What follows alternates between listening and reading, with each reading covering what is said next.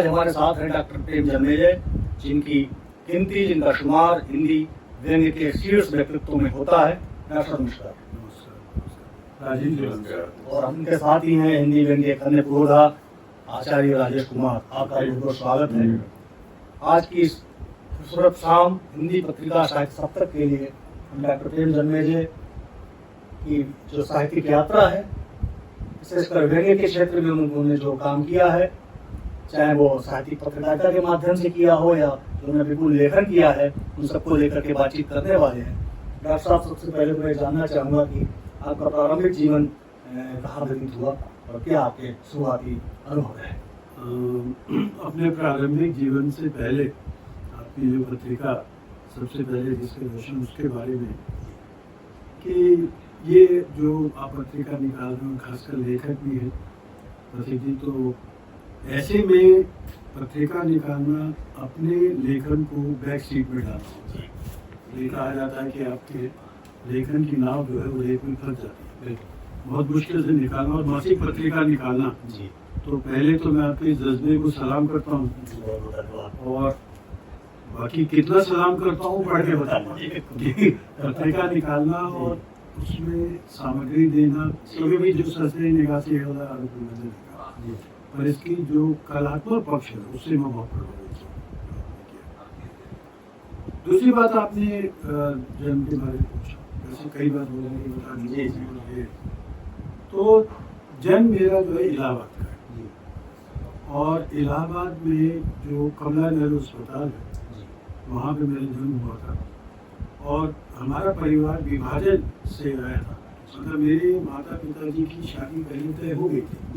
पिताजी लाहौर में थे और वहाँ से मतलब लाहौर में रहते नहीं थे, नौकरी करते थे।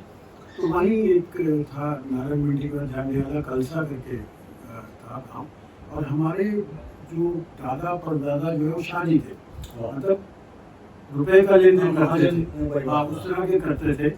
और उस समय आप सोचिए कि मुझे मेरे दादाजी ने बताया, तो सुनो 1936 में 5 रुपए का नोट रुपये पर रखे पीते। क्या बात, मतलब इतना था, संपन्न थे। और हमारे पिताजी जो है उनकी बुआ जो है वो लाहौर में रहती थी, तो वो वहाँ पे आते थे और शनिवार इतवार छुट्टी वाले दिन चले जाते थे।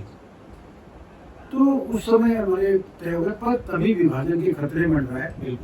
और उस समय क्या हुआ कि एक दिन मेरे पिताजी वापस जाने के थे से वहाँ से, तो उनका एक दोस्त आया राशिद जी, बोला राम प्रकाश आप तो अपने गाँव में थे, क्योंकि गाँव में हमला था। तो पिताजी वहीं से निकल गए, CAG ऑफिस में काम करते थे, तो अपने पहले देहरादून या वहाँ गए। फिर हमारे वहाँ गाँव पे उस पर हमला हुआ। जब निकले तो मेरी दादाजी कहीं और वो सब कहीं, दादी जो है उसको कुल्हाड़ी लगी वहाँ पे सिर पे, मारी गई। मेरी बुआ थी 6 साल की, वो उनके साथ भी कुल्हाड़ी लगी, उसको बेचारी अचेत पड़ी थी। फिर क्योंकि वहाँ सब लोग जानते वानते थे, इतनी देर में मुसलमान कोई भाई आया वहाँ पे, तो उसने आके जो है उसको उठाया। फिर घबराया कि मेरे कोई मुझे देखना नहीं, तो फिर करते करते किसी फिर चला गया। फिर घर से उसको चैन नहीं आया, फिर आया तो उसको मरहम पट्टी की और मड़िया कहते हैं उसके मन की मड़िया में जाके छोड़ दिया। तो खैर लगभग मैं ये बताता हूँ कि इस सारे विभाजन के बावजूद भी हमारे माता पिताजी ने कभी हमें हमारे मन में उस तरह के बीज नहीं, विभाजन की कड़वाहट नहीं कभी। मतलब उन्होंने जब भी किस्से सुनाए अपने ये वाले किस्से, और मैंने निष्कर्ष निकाला कि उनको, मेरी दादी को मारने वाला भी एक ही धर्म का था, उनके बचाने वाला भी एक धर्म का था, मेरे पिताजी को। तो हम खैर इलाहाबाद आ गए, वहाँ पे मेरा जन्म हुआ। तो वहाँ पे त्रिवेणी में पिताजी ले गए कि इसका नाम निकाले, जन्मपत्र बनाए वहाँ पे। तो उसने तुला राशि आई, तो उसने चाह से उसने कहा त्रिवेणी, बड़ा बढ़िया, त्रिवेणी प्रसाद, का नाम त्रिवेणी प्रसाद रख दिया। तो पिताजी को ज़्यादा पसंद नहीं, पिताजी बहुत आदर्शवादी थे, उन्होंने कभी हमारे नाम के आगे सरनेम नहीं लगाया। मेरा पूरी डिग्री प्रेम प्रकाश के नाम से है, PhD तक। तो खैर मतलब बहुत लंबी कहानी हो जाएगी। तो उसमें उन्होंने, जब हम 3 भाई हुए, तो उन्होंने तीनों के नाम बदल के प्रेम, सत्य और शांति। क्या बात, ये मेरे विचार को आगे ले जाएंगे। तो वहाँ से वो परिवर्तन हुआ। फिर उनका ट्रांसफर यहाँ दिल्ली हो गया, डेपुटेशन में आए थे, आप जानते हैं। तो वहाँ पे हम लोग आए, तो यहाँ पे इलाहाबाद, यहाँ पहले कोटला मुबारकपुर है, जी जी तो वहाँ पे पास में प्राइमरी स्कूल था, जी। वहाँ एडमिशन हुआ। इलाहाबाद से चौथी में मैं था, 5वीं किया। फिर पिता ने अच्छी शिक्षा, तो पास में एक अंग्रेजी स्कूल था, उसमें उन्होंने कहा इसमें जाओ, तो मैंने कहा मुझे इसके तो मीडियम ही नहीं था। जी बिल्कुल। खैर उन्होंने मेहनत की, फिर मैं उसमें आ गया अंग्रेजी स्कूल में, फिर अच्छा रिजल्ट किया, मेहनत की, 3rd पोजीशन आई।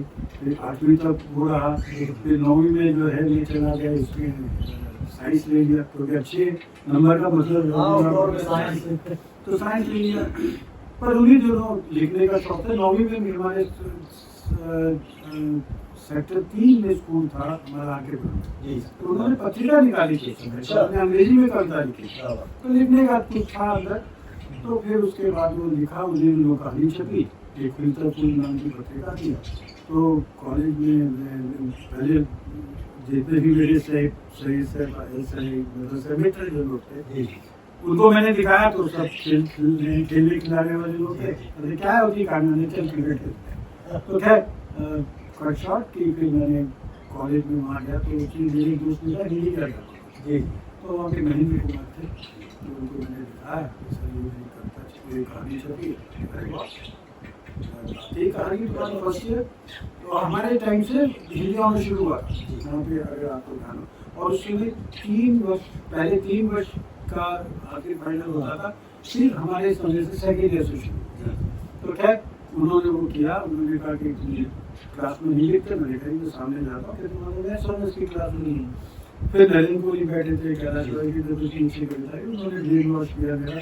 करा के पिताई से मैंने पूछा, पिताई ने हमें कहा कि जो मार्क तुम्हें चुनना चुनो, कभी उन्होंने वो नहीं किया, हमने आपको तुम्हें हिंदी ऑनर्स में। और हिंदी ऑनर्स में पहले में सब लड़कियाँ थी, आप जानते हैं सारी लड़कियाँ थी, तो उसमें जो है टाइम टेबल पता नहीं होता था, बड़ी मुश्किल से पास हुआ। खड़ा हुआ रो रहा था, मैंने कहा सर महेंद्र कुमार जी, मैंने कहा आपने कैरियर खराब कर दिया मेरा, मैं तो मैथ्स ऑनर्स में जाता अच्छा ही। तो कहेंगे नहीं, मैं आप देखिए उन्होंने इतनी मेहनत की। मैंने उस समय नरेंद्र कोहली से कहा कि तुम इसको कथा साहित्य पढ़ाओगे, कैलाश वाजपेयी से कहा ट्यूशन टाइम कि तुम ये पढ़ाओगे, काव्य पढ़ाओगे, मैं रीतिका का वो पढ़ाऊंगा, एक देवदत्त कोशिश हाँ, मतलब सबको जोड़ दिया कि अब तुम्हें मेहनत करनी है, मैंने इंतजाम कर दिया। मैं इतनी मैंने उनके साथ मेहनत की। अब देखो मेरा कंप्यूटर से है, जिन्होंने 11वीं तक हिंदी पढ़ी और मैंने 6वीं के बाद हिंदी नहीं पढ़ी। फिर मैंने मेहनत की उनके साथ लग के, तो फिर मेरे 56.4% उस दिन में। और फिर जब 3rd ईयर का रिजल्ट आया 63 पॉइंट समथिंग थे, पूरी यूनिवर्सिटी में मैं अकेला लड़का था जिसके ऊपर बाकी सब पहले नंबर पे उस समय आते ही ऐसे थे।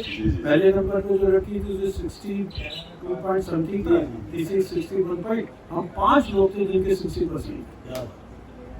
वहाँ से फिर ये फिर अब भाई नरेंद्र कोहली का साथ मिल जाए, कैलाश वाजपेयी का साथ मिल जाए, तो साहित्य में आ गए। साहित्य में तो प्रेम जी, आपका सौभाग्य था कि आपको नरेंद्र कोहली और कैलाश वाजपेयी जैसे गुरु मिले। उनका भी सौभाग्य था, उनको ऐसा शिष्य मिला जितना वो तो हम लोग की जानते चले कि प्रकाश जो है वो जन्मले कैसे हो गए। हाँ, मैं यहाँ लेकिन उससे भी पहले ज़्यादा जानना है जरूरी है कि विज्ञान का छात्र जो है पहले हिंदी भाषा में आया और भाषा में व्यंग्य में आया, जबकि व्यंग्य को लेकर के लगातार व्यवस्था तभी चलती रहती है कि व्यंग्य अपने आप में विधा है या नहीं है।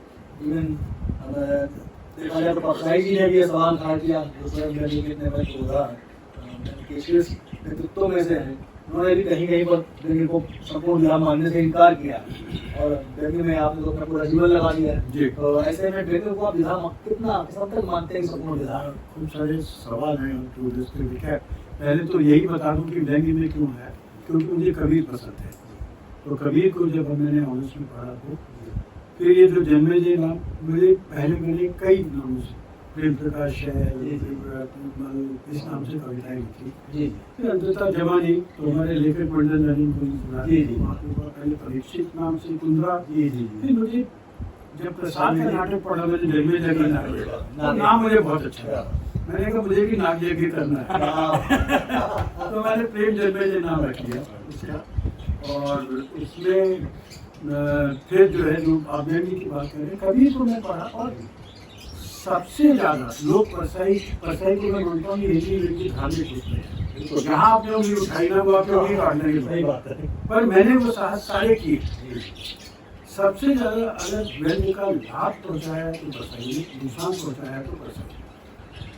कारण क्या है कि परसाई की आप शुरू की सारी भूमिकाएं देखें, उन्होंने व्यंग्य का जो शास्त्र तैयार किया, व्यंग्य की जो परिभाषा तैयार की है, मतलब जो व्यक्ति ये कहता है कि व्यंग्य को शूद्र से मिला जाता है, जी, जो व्यक्ति ये कहता है कि वो क्षत्रिय हो गया है, लड़ने लग गया है व्यंग्य से, वही आखिर में कहता है कि व्यंग्य स्पिरिट है।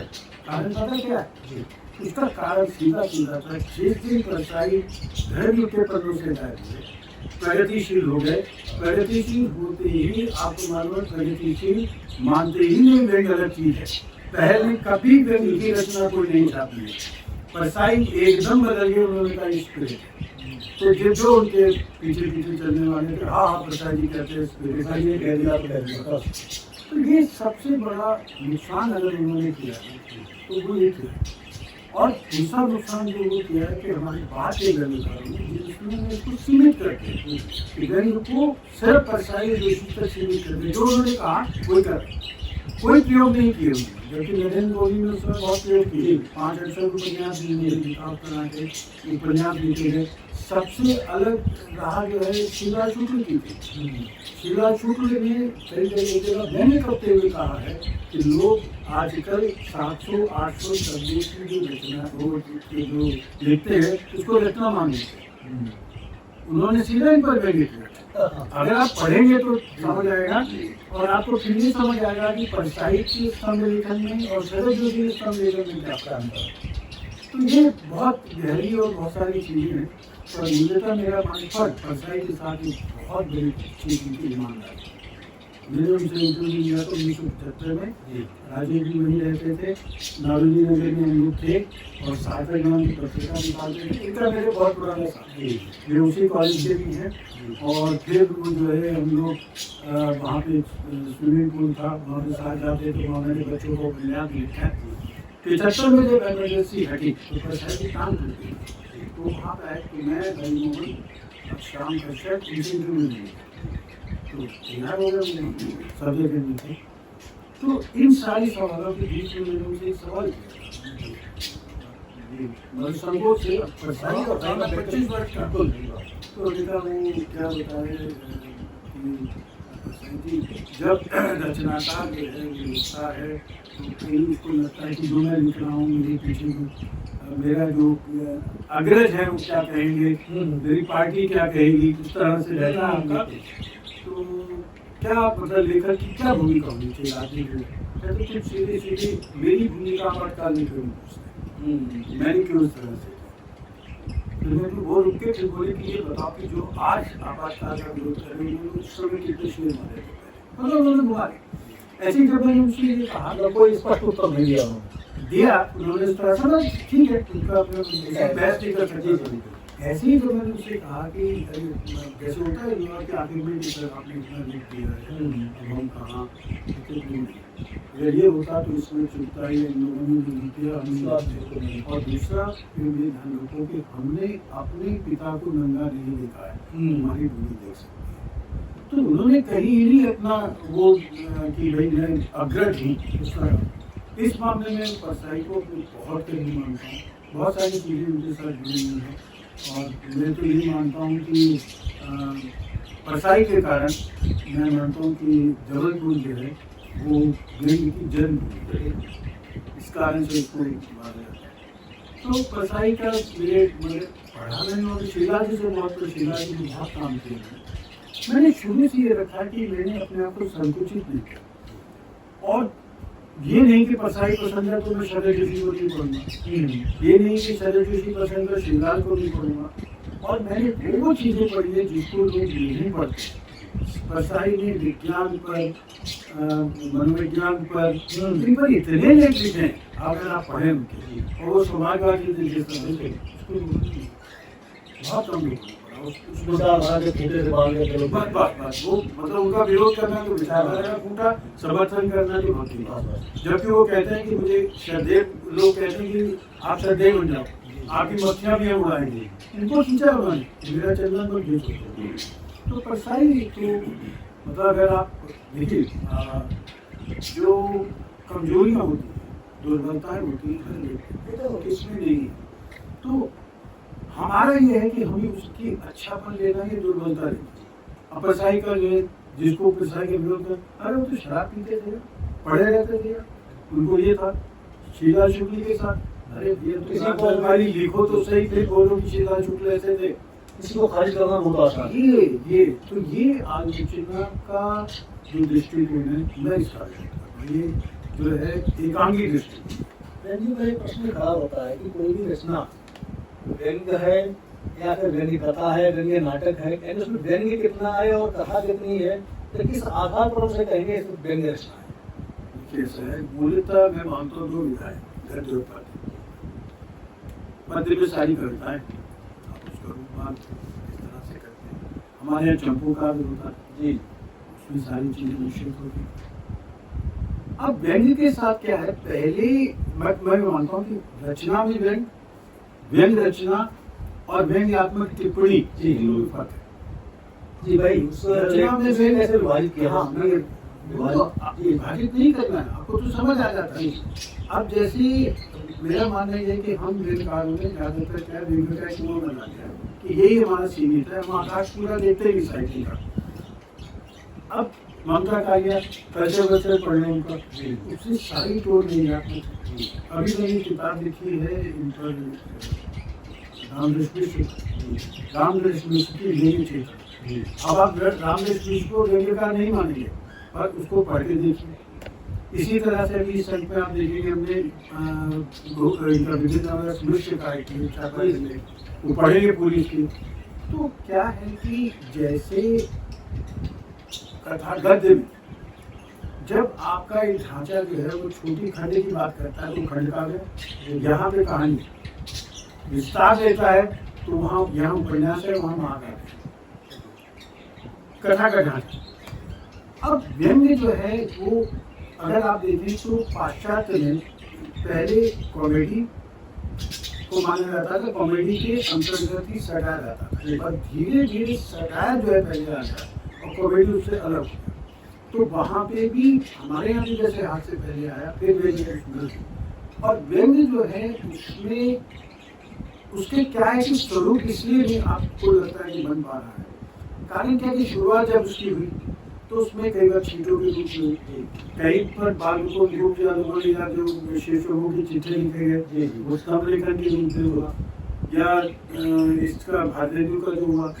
पर असली बात तो दसों में देखा जाए उसमें व्यंग्य है या व्यंग्य है, व्यंग्य लोगों को ये, अगर मैं जैसे मैंने उनसे कहा डॉक्टर गेल से, मैंने सर मैं उस शोध प्रबंध के रूप में प्रसाद के नाटकों में हाथ से व्यंग्य करना चाहूँगा। प्रसाद पागल हो गए। अच्छा जी, मतलब उनके सामने कौन बोल सकते हैं? बाई चांस वो करेंगे, मैंने तो आगे वहाँ डॉक्टर विजय सुना, मैंने उनको कर दिया कि आप ध्रुव स्वामी अगर आप पढ़ लें तो आप पूरा नाटक मिल जाता है। और स्त्री विमर्श का इससे बढ़िया नाटक नहीं मिलेगा जहाँ पर भरे दरबार में चंद्रगुप्त में इतना साहस नहीं है, ध्रुव स्वामी उसका हाथ पकड़ के कहती है लेके जाएगी। और जब बोने कुबड़े हृदय का अगर आप दृश्य देखें वो पूरा वहाँ की शासन व्यवस्था को लेकर है। और वहाँ पे वो कहती है जब वो उसको हृदय को निकालता है कान को रखे तो कहती है कि यहाँ कितने नपुंसक है, किन किन को निकालो। और यहाँ तक कहती है रामगुप्त को कि क्या जब होता है कि ध्रुव स्वामी को वहाँ दे दिया जाए तो क्या गुप्त साम्राज्य स्त्री से क्या ले देगी पड़ा उससे, इतना गहरा व्यंग्य, पर हम पूछते नहीं। तो व्यंग्य नाटक में मानता हूँ उसको दूसरा, क्योंकि उसका मूल स्वर नाटक है। ऐसे ही व्यंग्य का मूल स्वर परछाई की जो रचनाएं होती हैं वहाँ पे व्यंग्य क्या है, वो अन्यार्थ है। कभी वो आपको अभिदात नहीं देता है, आपको उसका न्याय पकड़ना पड़ता है। इसीलिए मैं कहता हूँ कि व्यंग्य सुशिक्षित मस्तिष्क की विधा है। व्यंग्य को ये नहीं सुशिक्षित मस्तिष्क की विधा का मतलब ये है कि पढ़ा लिखा कर सकता है, जो व्यंग्य की पहचान होना चाहिए। अरे नहीं, जिसको व्यंग्य की समझ है। हमारे अगर आप देख लें अतीत में जितने मुहारे लोग होती हैं, ना नमन तेलोगा ना राधा नाचेगी, है ना, तो ये क्या है? तो ये सारी चीजें अगर आप उस समय की जितनी भी सारी चीजें मैं उदाहरण दूं आपको, तो वो सब क्या है कि हमारे लोक जीवन में रहा है, जिसको समझ थी उसने पढ़ा। तो ऐसे ही व्यंग्य के साथ ये है, अगर आपको व्यंग्य की समझ है तो उसको आप पकड़ लेते हैं। दूसरा व्यंग्य जो है, अब जैसे रामचरितमानस, उसमें आप देख लें लक्ष्मण परशुराम संवाद, रावण अंगद का संवाद, सारा व्यंग्यात्मक है, पर मैं उसको व्यंग्य रचना नहीं कह सकता, वो रचना में व्यंग्य हो सकता है। तुलसीदास ने जो कलयुग का वर्णन किया है वो सारा व्यंग्यात्मक किया है। उद्धव का जो के वासी महा, हाँ वो व्यंग्य ही है। और ऐसे सूरदास का देखो ना, जो उद्धव और उनका संवाद है, तो वो कहते हैं जो मथुरा काजर की, वो मथुरा काजर की कोठी जो आगे सुरकारे। तो आजकल जो मथुरा की जगह जो है संसद भवन है, उसमें जो आता कार्य, तो वो है। पर क्या है कि परसाई ने और इन लोगों ने ये किया, परसाई शरण जोशी ने, कि अब हम यही लिखेंगे, हम विविध विधाओं में यही लिखेंगे। और दूसरों को उन्होंने व्यंग्य का फॉर्मेट तैयार किया, जहाँ पर व्यंग्य संक्षिप्त विस्तार से अपनी बात नहीं करता, व्यंग्य का अन्यास आपको पकड़ना पड़ता है, अभिलाष आपके साथ नहीं पहुंचेगा। और उन्होंने ज्यादातर राजनीतिक व्यंग्य थे और वो उनकी मजबूरी थी।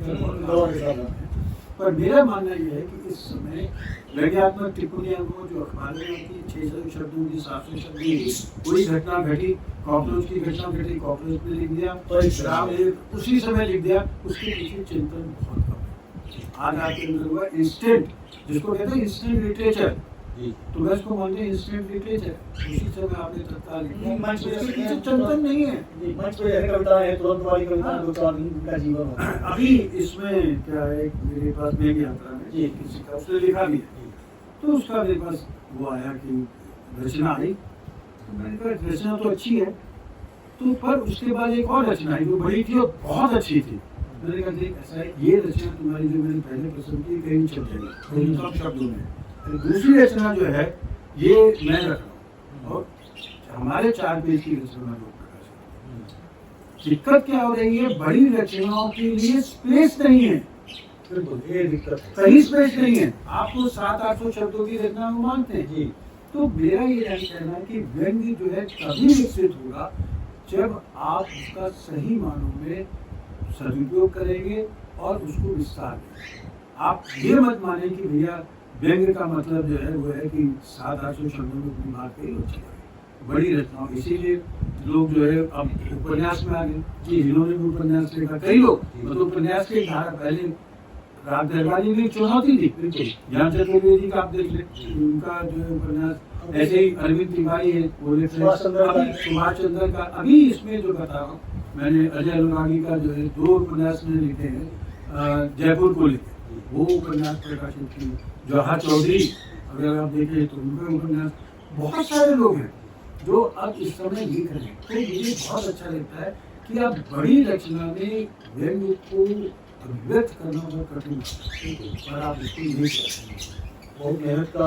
और इसमें क्या होता है, मैं एक बात कहूँगा कि हमारे यहाँ पे सबसे बड़ी दिक्कत क्या है कि हम व्यंग्य को रस के रूप में नहीं लेते, जबकि जितना साहित्य है वो रसों से निर्भर, रस होगा तभी वो आपको आनंद देगा, रचना का आनंद देगा।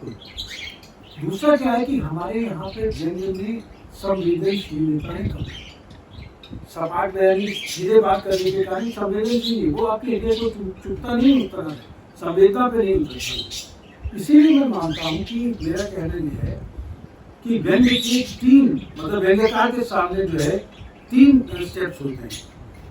पहले तो वो होता है कि वो एक आपके पास कोई परेशानी हो तो आप क्या करते हैं, मतलब आपके जरूरी तो आपके सबसे पहले डॉक्टर के पास जाते हैं, तो डॉक्टर आपको देखेगा, फिर वो आपके अंदर क्या बीमारी उसके लिए डायग्नोज करने के लिए आपको कहेगा जाके टेस्ट कराइए, फिर आपको स्वयं टेस्टिंग करनी पड़ती है, देखना पड़ता है। जब टेस्टिंग कर हो जाती है, वो डायग्नोज हो जाता है, फिर वो शल्य चिकित्सा करेगा। उसके बाद कहाँ भेज देगा आपको, वार्ड में, जहाँ पे नर्स आपकी जो है वो सेवा करेगी, करुणा, वो भी करुणा न्यूज में। तो ये व्यंग्य जो है ये लेखक को पहले डायग्नोज करना चाहिए है क्या, फिर एक डॉक्टर के रूप में, चिकित्सक के रूप में उसको जो है उसका शल्य चिकित्सा जो भी उसको करना है वो करना चाहिए। फिर उसको संवेदनशीलता और व्यंग्य जो हथियार में कई जगह कहा है कि अगर व्यंग्य हथियार निर्भर करता है कि आप उसका सैनिक की तरह प्रयोग करते हैं या हथियार या बहुत अच्छी बात आप देखिएगा कि राजेश जी के लिए चर्चा हो रही यात्रा में कि चाहे वो वीर रस हो या संग्राम रस हो, अंततः सारे रसों का कहीं ना कहीं प्रेरक है करुणा। और वही व्यक्ति के साथ ये व्यक्ति करुणा से जुड़ता है तो उसका केवल अलग होता है। अंततः नहीं, मैं मतलब ये नहीं मानता हूँ कि भाई आप एक सीधी रेखा भेज दे कि ये वहाँ से पहुँच करुण अंततः पहुँचना है। करुणा जो है क्या है कि जो संवेदना का सीधा संबंध करुणा कि संवेदना के संबंध करुणा से है, पर मैं एक हत्यारे के प्रति कैसे करुणा व्यक्त कर सकता हूँ? मैं उसके प्रति करुणा से दृष्टिकोण लेके जाऊंगा तो क्या कहते हैं बिल्कुल इसका हथियार तो ये लकड़ी की तलवारों से रामलीला रचा। हमारे जाता नहीं है जितने सारे भ्रष्टाचार के सैनिक हैं, अगर आप ये देखे मेरे व्यंग्य भी है तो उसमें क्या है कि राम संसद में बैठे रामलीला रखते हैं, लकड़ी की तलवारों से दूसरे से लिखते रहते हैं। हमें व्यंग्यकार को लकड़ी की तलवारों से इन संगठनों के विरुद्ध नहीं जाना है।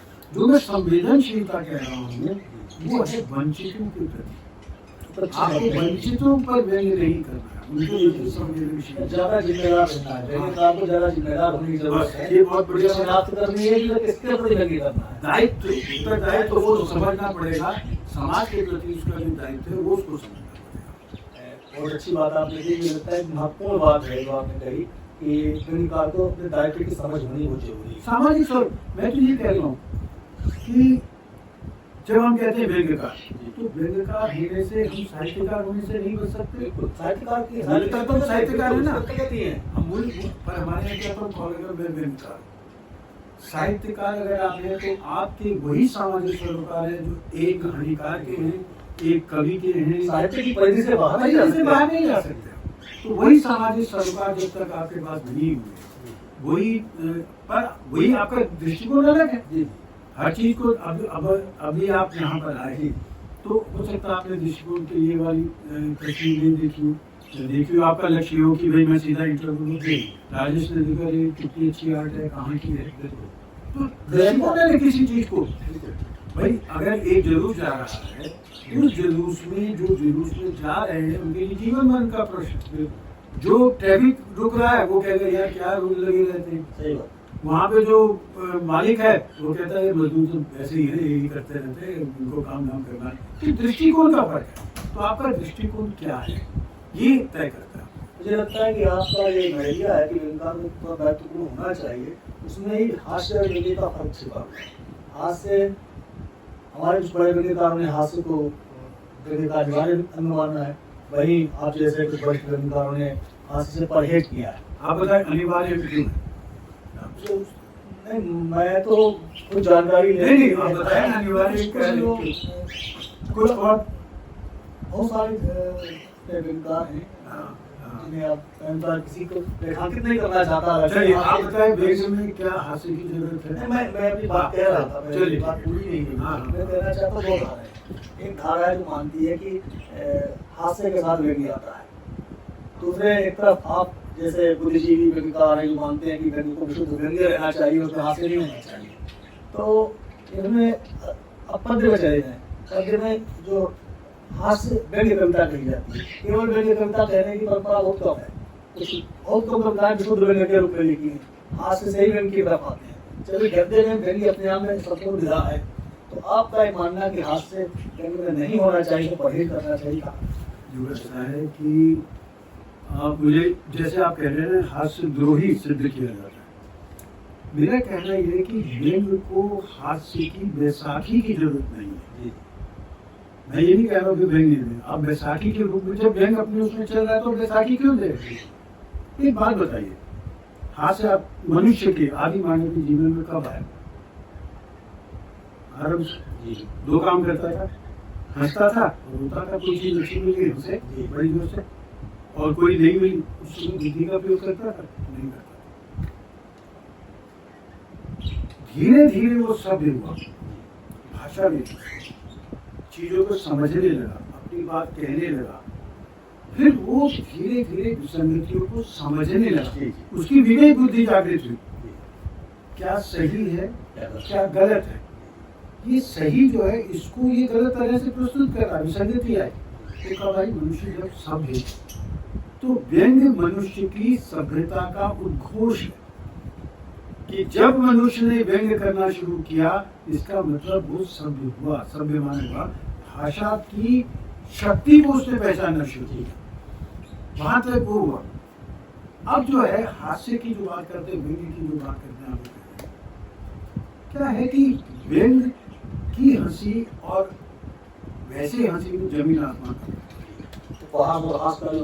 नहीं, मतलब व्यंग्य की हंसी और कि व्यंग्य की हंसी आनी चाहिए तो एज ए कैटलिस्ट स्टेटेड, उत्प्रेरक के रूप कि वो उसको बढ़ाए चीजों को, अगर आ रहा है तो किसी तरह से तो वो व्यंग्य चुभने वाली हंसी होती है, व्यंग्य की हंसी में चुभने वाली हंसी होती है।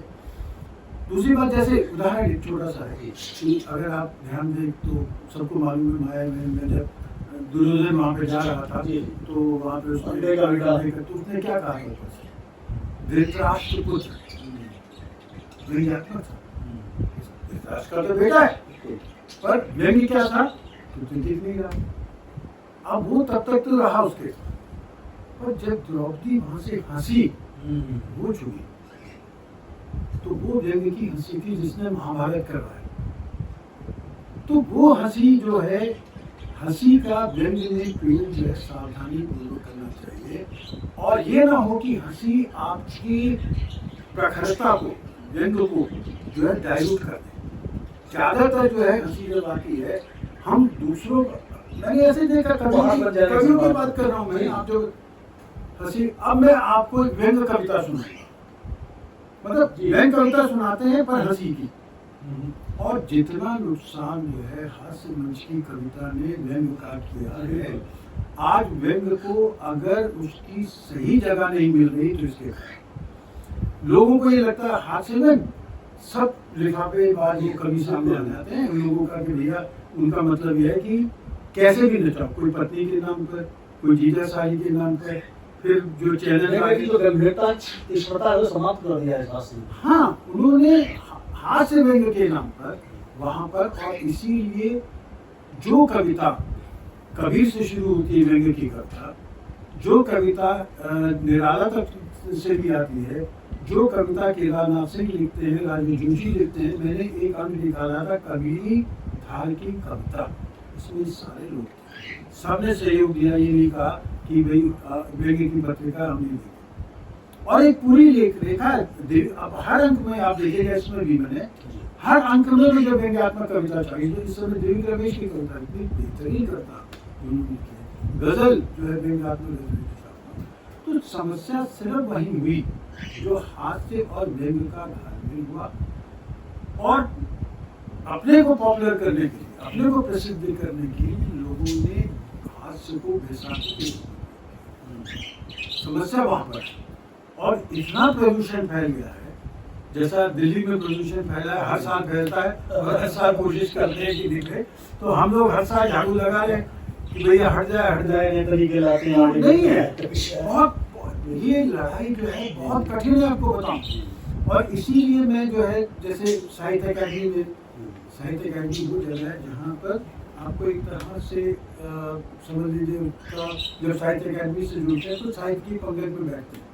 मैंने 2 कार्यक्रम इसीलिए व्यंग्य केंद्रित से भाषा में व्यंग्य केंद्रित कार्यक्रम राजनीति भी, इस बार भी जैसे मैंने बताया कि हमने उसमें 23 सितंबर में किए थे, इससे पहले 2013 में किए थे।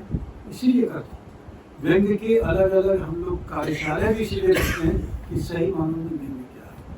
पर ये लड़ाई ऐसी है कि बहुत, आप मालूम है कि एक बार प्रदूषण अगर मान लीजिए प्रदूषण फैल गया तो हर बार कचरा निकालना पड़ेगा, वो बहुत मुश्किल है। तो मुझे सबसे अच्छा ये लगता है कि व्यंग्य यात्रा के माध्यम से बहुत सारे लोग उसमें जुड़े, मतलब मैं अकेला लोग कहते हैं आप ये कर रहे हैं वो, मैं कहता हूँ अकेला चलना कभी भार नहीं हो सकता, मैं जो कर रहा हूँ लोगों के सहयोग के कारण निरंतर से। आप अच्छी रचना नहीं, आप तो खुद संपादक, आपको अच्छी रचना कोई नहीं देगा तो आपकी पत्रिका अच्छी कैसे हो जाएगी? और अच्छी रचना वाला एक संकट है अच्छी रचनाओं का जी, तो मतलब जिसको आदमी, मतलब आप देखिए इसको नामवर सिंह, निर्मला जैन, कमल किशोर गोयनका, प्रभाकर चौधरी, कितने, श्रीलाल शुक्ल, मतलब कितने लोग हैं जिन लोगों ने नहीं सहयोग दिया, सब ने, और एक पैसा नहीं दिया। शुरू में मैंने अपना करके कि भैया मैं सबको 5 मिनट दूंगा, मैंने सबको 500-500 रुपये चेक किया, सब ने चेक जो है लौटा दिए। कई लोगों ने तो चेक के साथ अपना 2000 रुपये का चेक भी दे दिए कि भैया तुम ये काम कर दो। और नामवर सिंह ने मुझे जब देखा था तो उन्होंने अंदर कहा था कि मुझसे कहा था कि प्रेम कम से कम तुम व्यंग्य के नाम तो भरने की तो नहीं कर रहे। और व्यंग्य पर एकमात्र व्याख्यान नामवर सिंह का मैंने उसको लिया था, मैंने छापा था उससे बातचीत करके, वो हुआ था हिंदी का भी हुआ था, उसको मैं बातचीत के क्रम में हम गंगा यात्रा तक आई। और अगला प्रश्न भी मेरा गंगा यात्रा पड़ी था कि गंगा यात्रा की यात्रा लगभग 20 वर्ष की हो गई, 22 वर्ष की यात्रा हो गई है। और आज जबकि बड़े बड़े संस्थानों की पत्रिकाएं, सारिका, धर्म जैसी पत्रिकाएं बंद हो गई हैं, एक विशुद्ध साहित्य की पत्रिका गंगे जैसी विधा, इसके सामने तमाम चुनौतियाँ आई हैं, ऐसी विधा पर लेकर के आप गंगा यात्रा को यहाँ तक लाए हैं। इस पूरी यात्रा को आप कैसे देखते हैं? मुझे ऐसा है कि जो ये दम पालते हैं ना कि मैं अकेला ही चला, मतलब और एकला चलो कोई तुम्हारे साथ न दे, मैंने एकदम कभी नहीं पाया। मैंने जब आरंभ भी किया, मैंने ये नहीं सोचा कि मैं पत्रिका जो निकालूंगा चलेगी, मैंने प्रयोग के रूप में 5 अंक निकाले, और वो किस लिए थे? व्यंग्य विमर्श के लिए। तो व्यंग्य विमर्श की दृष्टि से उसको तैयार किया था हमने। व्यंग्य का मनोविज्ञान, व्यंग्य में मिथ्याकी प्रयोग, व्यंग्य कविता हाशिए पर प्रयोग, इन सारी चीज़ों को लेकर जो है हमने किया था। और मैंने कहा था अगर मुझे लगा पत्रिका की जरूरत नहीं है तो नहीं, हमने सिर्फ 400 प्रतियां छापी, जो बाद में बची, धीरे धीरे जो है 600-700 तक पहुँची। दूसरा मैंने इसको बनाया एक मिशन है, ये मिशनरी पत्रिका, आपने देखा होगा कई बार चौराहे पे जो वो बेचते हैं ना, तो मेरा ये था कि मेरे लिए व्यवसाय नहीं, मेरे लिए पत्रिका व्यवसाय नहीं। मेरी दिलर बात है कि लोग मेरी बातों में इतनी इच्छा दी है मुझे इसके कारण, तो वो नहीं कि उनको गुणवत्ता के कारण, तो ये मैंने वहाँ से शुरू किया था। और इससे जैसे आपसे मैंने प्रश्न किया था कि पत्रिका निकालते हैं और लेखन, 2 महीने से मैंने कुछ नहीं किया, नहीं किया पत्रिका का डिस्प्ले। आज हमारी 1470 पत्रिकाएं रजिस्टर्ड डाक से जाती है, हर बार बढ़ती जाती है। और ऐसी नॉर्थ-वेल में जो है इसको पढ़ने वाले कम से कम 2-3 हज़ार लोग हैं। इसको नॉर्थ-वेल में विदेशों में जो पढ़ते नहीं, डिजिटली वहाँ पे, और हर बार जुड़ते हैं, हर बार नए लोग आते हैं, जुड़ते हैं। और उनसे मैं उनसे कहता हूँ कि भैया डाक खर्च भी बढ़ गया है, तो मैं एमपी पोस्ट से जाती है, तो उसमें 20 रुपये की तो पत्रिका है, 18-20 रुपये तो लोग बड़े आसार है। मैं उनसे कहता हूँ कि 180 रुपये हम अंक के हिसाब से, हमारा ये नहीं है कि जनवरी, फरवरी, मार्च और अगला संयुक्त अंक किया तो 3 अंक हो गए, वो भी एक ही अंक मानते हैं, तो 5 अंकों के हिसाब से देते हैं लोग उससे पैसे, उस हिसाब से लोग दे देते हैं। और उससे मैं कहता हूँ 5 अंकों के 180 रुपये बने मान लीजिए, तो वो मुझे जो है 250 रुपये, मतलब ये इस तरह का है। ये जो मुस्कुरा रहे हैं ना, इन्होंने कई गुप्त डाक किए बहुत सारे लोग हैं, मतलब ऐसे लोग हैं, वो भामाशाह कहता हूँ, मतलब एक श्रीकांत चौधरी जय सब लिखा है, तो हर अंक में 1000 रुपये दे देते। मैं उसको अपने उसको साइन को जमा कराया, उनका है जमा करा, तो धीरे ज़्यादा है, 1 लाख। मैंने उसको फोन किया, मैं श्रीकांत ये तुमने 1 लाख का दिया? हाँ, तो क्या हो गया? मैं कहा क्यों? कहता है ऐसा है कि मेरा ऑपरेशन तो मेरे एक छोटे भाई को पता लगा जो बाहर था, उसने तत्काल जो है अपनी बेटी को फोन किया, भैया बाबूजी का ऑपरेशन है, तुमको ले जाओ। उसने सारी कुछ सहायता वगैरह की, जब मैं बिल देने गया तो मैंने दे दिया। तो मेरे 3-3.25 लाख रुपये, इसको क्या करूँ, नेक काम कर रहा हूँ, तो मैंने तुझे दिया। ऐसे विश्वास नहीं, अभी मैं बता रहा हूँ इसी अंक में। और वो लोग ये कहते हैं कि ये मत लिखना क्या है, और लोग इतना मुझे प्रताड़ित करते हैं, बताइए क्या अपशब्द भी बोलते हैं कि यार भिक्षाम क्यों लिखते हैं, हम भिक्षा नहीं दे रहे हैं आपको। तो मैं कहता हूँ, मैं तो उनकी तरह बुद्धि के जो थे ना, वो भेज देते थे कटोरा लेके भिक्षा मांगते थे, तो भिक्षा से चला गए पत्रिका। तो मैं और कहीं मैंने कभी नहीं लिखा है किसी 1 लाख दिया, किसी का 100 रुपया भी इतना ही है जिसमें किसी को 1 लाख। मैं ये मानता हूँ कि अपनी सीमाओं में, क्षमताओं में जो आदमी देता है, ये मैंने जीवन में देखा है। मैं कभी उपहार से व्यक्ति को नहीं तोड़ता। कोई एक आदमी 100 रुपये कमाता है, वो 10 देता है तो अपना 10% देता है। जो लाखों कमा रहा है उसने 1000 दे दिया तो क्या दे, मैं उससे नहीं तोड़ता हूँ। तो ऐसे ही इसमें जो दे रहा है मेरे लिए मेरा हित चिंतक है, मेरे वो पत्रिका, और अपनी सीमाओं में जो वो दे रहा है, जो कर सकता है उससे ज़्यादा कर रहा है। तो इसलिए जो है ये पत्रिका जो है आप जैसे मित्रों के दूसरे सभी लोगों के, और मैं तो यही मानता हूँ कि समाज का ये दृष्टिकोण, ये इससे क्या होता है, मुझे एक आश्वस्ति मिलती है कि लगातार हम, आज आप देखोगे इस समय में भारी देखने से बहुत बिल्कुल कि ये नहीं हो रहा, वो नहीं है, आपको कई बार हमारे मित्र लोग बैठते क्या है यार, ये बच्चे भी ऐसे हो गए, बच्चों से भी देखते हैं, सब नहीं चीज बेकार है, सोती नहीं है। आपके बच्चे ऐसे हैं क्या? नहीं, मेरे बच्चे कई लोगों के नहीं है। तो काहे को अंदर लोग आप पीढ़ी को आप क्यों नहीं विश्लेषण करते, किसी से पूछो। अब नई पीढ़ी को हमारे यहाँ क्या है कि आपने क्या किया, अच्छी पढ़ाई के चलते में पहले तो देखते बाहर निकलेगा, अब वो जाके अच्छी जिंदगी जी रहा है, अब तू वहाँ पे चला गया। अब वो बुलाता है बेचारा, मैं यहाँ बोल रहा हूँ, अरे भैया तुम्हारी बोलियत का ठेका थोड़ी लेगा वो, तो आपको अपने मार्ग ढूंढने हैं ना वो। तो हमारे यहाँ दृष्टिकोण जो है वो संकुचित दृष्टिकोण जो है, वो जो नई पीढ़ी है वो अपना विकास कर रही है, वो चीज़ों को देख रही है, मतलब वो ऊंचा देख रही है। अभी जैसे मैंने देखा था कि हल की दृष्टि होती है, लोग बातें बहुत करते हैं और ऊंचे हल ये सीधा जा रहा है टाइटन, बहुत बढ़िया टाटा को, हाँ टाइटन, उसमें उनके सामने एक समस्या आ जाती है, जे के सामने, उसके बाद तो समस्या कोई बड़ी तो टाटा के पास जाता है, तो उससे बात करता है तो कहता है अक्सर क्या होता है कि हम लोग कोई समस्या आती है ना, इसके बड़े हल पूछता है, वो होगा। चलो एक उदाहरण बताओ, अमेरिका में क्या हुआ, एक बार वहाँ पे हाई राइजर बने तो वहाँ पे लिखने रहे, तो सोच चलती थी, धीरे धीरे एकदम उठता है, कोई कुछ होता है, क्या करें, टेक्नीशियन आए, ये आए, एक आदमी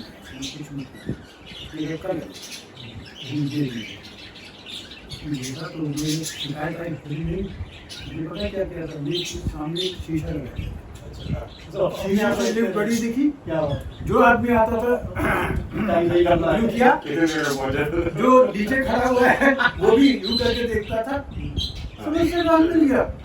तो हमारे यहाँ पर समस्या को बड़ा बनाया जाता है, दूसरा बनाया जाता है, उतनी बड़ी होती नहीं।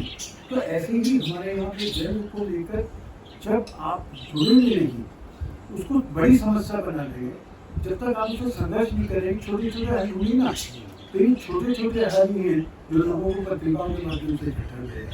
और सुंदर बात कही आपने, पुराने लगता है कि पत्रिकाओं के भविष्य को लेकर इतना आशंकित रहते हैं, इतनी बड़ी आशंकाएं हैं नहीं, इतना ज़्यादा हम आशंकित। मुझे लगता है कि उस बात आपके लेखन पर भी होनी चाहिए, और आपने अपनी कथाएं भी लिखी और योगदान दिया है। मुझे लगता है तो गद्य नाटकों पर चर्चा जितनी होनी चाहिए उतनी हुई नहीं। गद्य नाटकों पर मैं चाहता हूँ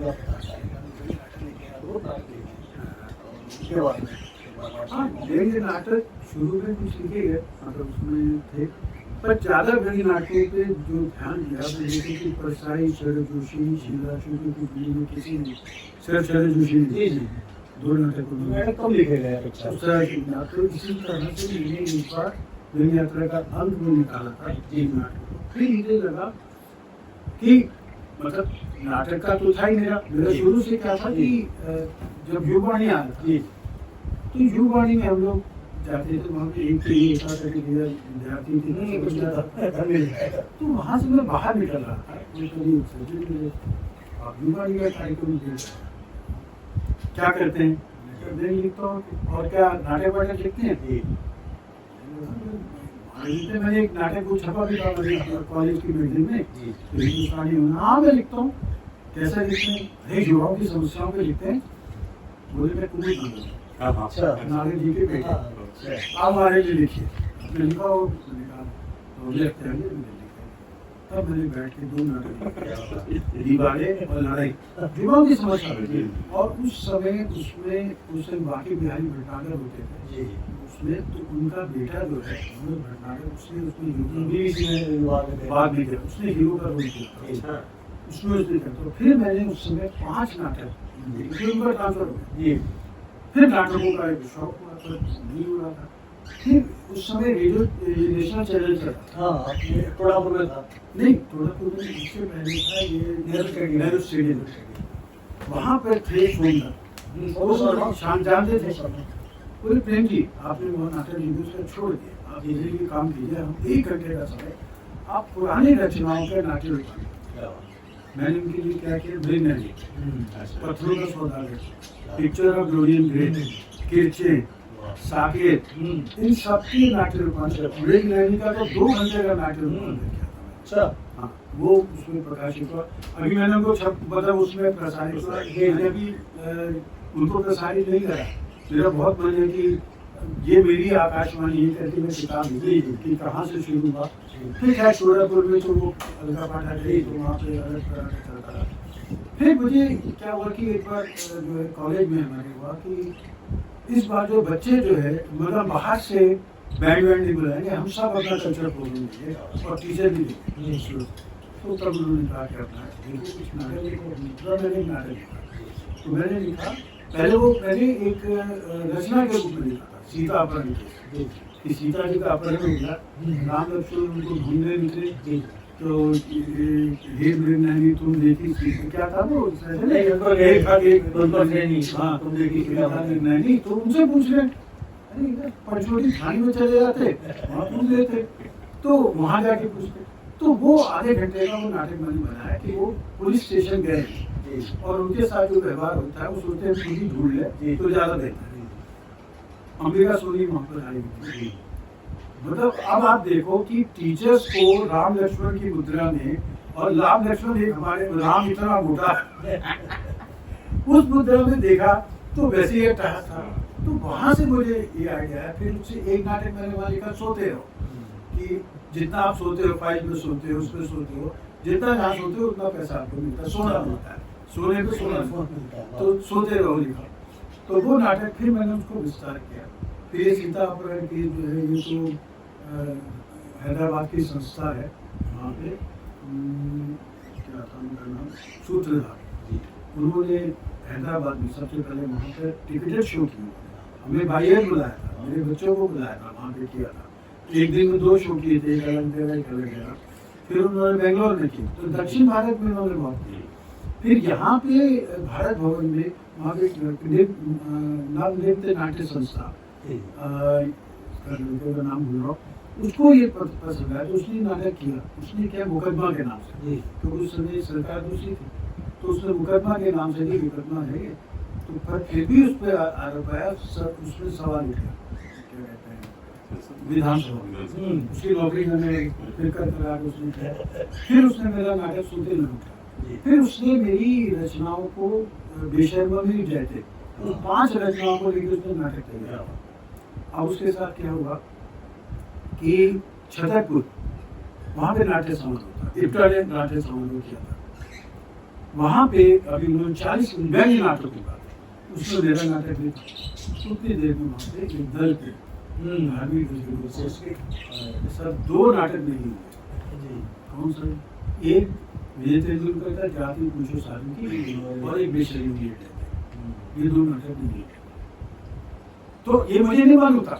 मुझे प्रताप सहगल का फोन आया, अरे प्रेम यार हम तो नाटक लिखते लिखते थक गए, तो हम तो छाएंगे, तू छा गया, इंडियन एक्सप्रेस में खबर आई हुई है। तो वहाँ पे आप मानिए कि उन्होंने कहा, तो उन्होंने कहा पढ़ लीजिए, पढ़ने को तैयार नहीं है। इफ्तार ने पूरा नाट्य समारोह रद्द कर दिया। उन्होंने कहा हम नहीं, सम्मान की बात है। नहीं वही मतलब उन्होंने कहा हम आप पढ़ के हमें बताएं तो हम चीजों को कर सकते हैं। तो आपका अगर ये दो नाटक नहीं होंगे तो बाकी भी नहीं होंगे, ये डॉक्यूमेंटेड है सारी बातें। तो नाटक के प्रति मुझे लगता है कि जैसे मंच जो है, क्षमता का मंच जो है वो जन समुदाय से जुड़ता है, ऐसे नाटक भी लोग से जुड़ता है, लोग से जुड़ता है, सीधे अपनी बात करता है, दर्शक तक वो पहुंचता है, एक अलग माध्यम है। तो इस माध्यम से भी लोगों को जाना चाहिए। लोगों ने प्रयत्न किए पर ज्यादा हो नहीं। अभी इन्होंने विजय होटल, क्या नाम था वो नाटक लिखा था, वहाँ पे हुआ भी था प्यारेलाल भवन में, तो वहाँ हुआ था, तो प्रयोग हुए पर छिटपुट प्रयोग हुए, इतना जितना होना चाहिए वो नहीं हुआ है। प्रेम जी, नाटक से आकर उपन्यास की कुछ ऐसी धारणा बन गई है, जब तक लेखक कभी उपन्यास नहीं लिख लेता तो बड़ा लेखिका नहीं।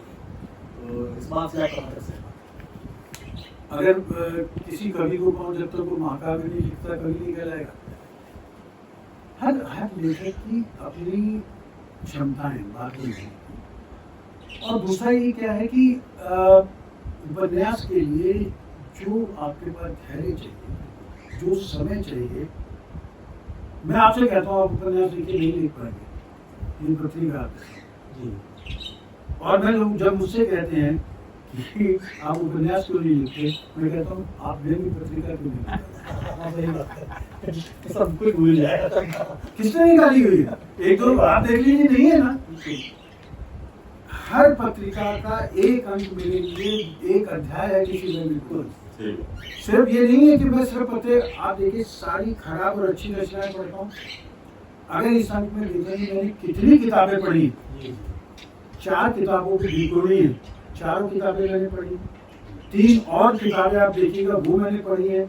अपना जो वो लिखता हूँ, क्या कहते हैं, आरंभ लिखता हूँ वो, उसको और रचनाओं को पढ़कर उसको लिखना, उसको एडिट करना, मतलब इतना पढ़ना। और उसके बाद अब मेरी हालत इस समय ऐसी हुई है कि निचोड़ गए, बड़ी मुश्किल से इसमें ला पाता हूँ। एक रचना 3 दिन से मेरे पास पड़ी हुई है, मैं लिखता हूँ फिर लिखता हूँ, मन नहीं हो रहा। आज बड़ी मुश्किल से पूरी की। मेरी 7 पांडुलिपियां पड़ी हुई है, 15 रचनाएं ड्राफ्ट की हुई अलग पड़ी हुई, अधूरी पड़ी हुई। बीच में क्या था, आपके विचार आए तो मैं उसको लिख लेता हूँ, मतलब उस पर लिख लेता हूँ, पर उनको कैसे करूँगा मैं। तो ये सवाल ये होता है कि आप उससे पूछिए जो नाकारा है और कुछ नहीं करना, तो भैया लिख लो।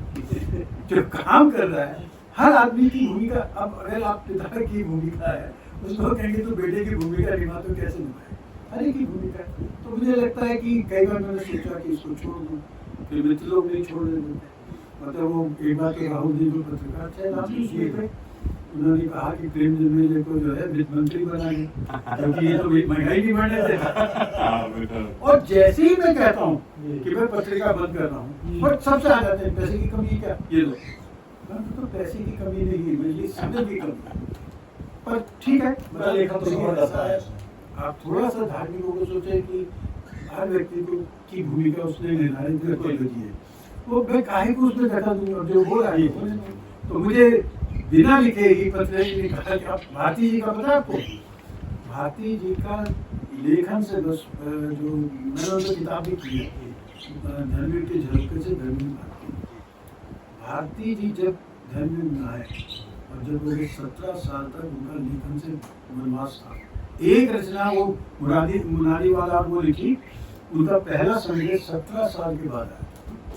कारण क्या था, उसको समर्पित थे। रात को पुष्पा भारती से बात हुई तो ऐसे बताती, वो सौदा की तरह थी, वो ऐसे लेके जो सोते थे उसको अपना घेरी पढ़ना, टू पढ़ना, तब तो उनको सारी सुविधाएं नहीं, जब तक अगर वो समर्पित नहीं होते।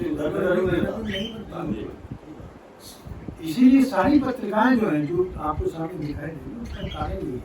तो हर एक की अपनी लेखकी एक प्रकृति है, तो आप ऐसा क्यों नहीं करते। हमारे यहाँ क्या है कि बहुत बीमारी चाहिए, आप ऐसा करना चाहिए, आप ऐसा क्यों नहीं करते हैं।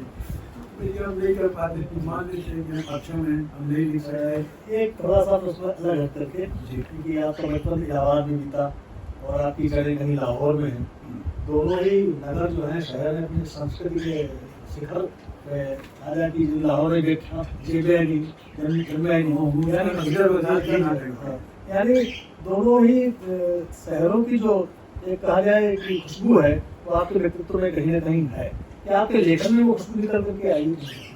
मैं तो इतनी दूरगामी सोच रहा था कि मैं वहाँ से लेके आए वहाँ पर, मतलब ये मान सकता हूँ कि जो इलाहाबाद के संस्कार, इलाहाबाद का ये है कि जैसे ममता कालिया ने लिखा तो आप इलाहाबाद के भारती जी को मैंने 2 पुस्तकें भेजी, दिल्ली प्रदेश में जा रहे थे वहाँ पे, उनको तो जाके लिखना मुश्किल था,